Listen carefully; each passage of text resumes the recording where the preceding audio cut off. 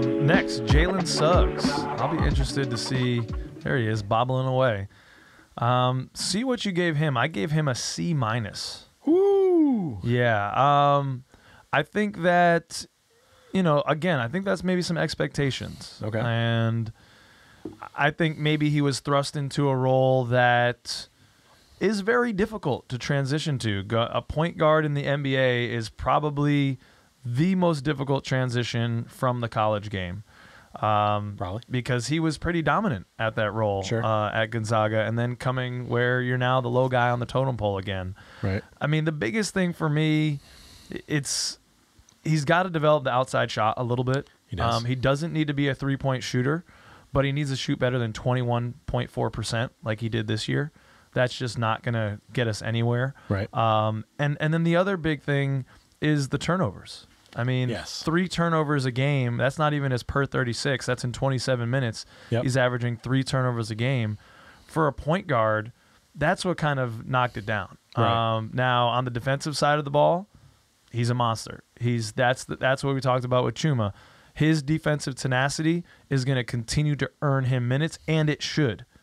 But I think there's still a lot to be desired from Jalen.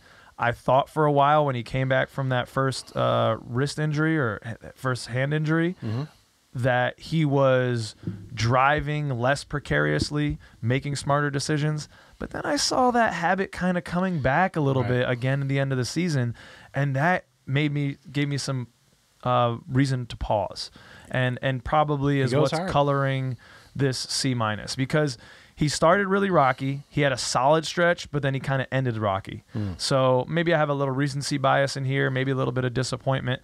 But, yeah, he's looking at me and no, he's shaking no.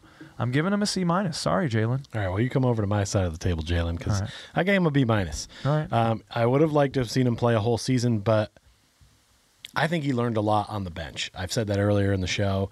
I feel like he kind of learned some of the other parts of the game, and I feel like he's developing into what we need. You have to have a season like this, I think, sometimes to get to that next level.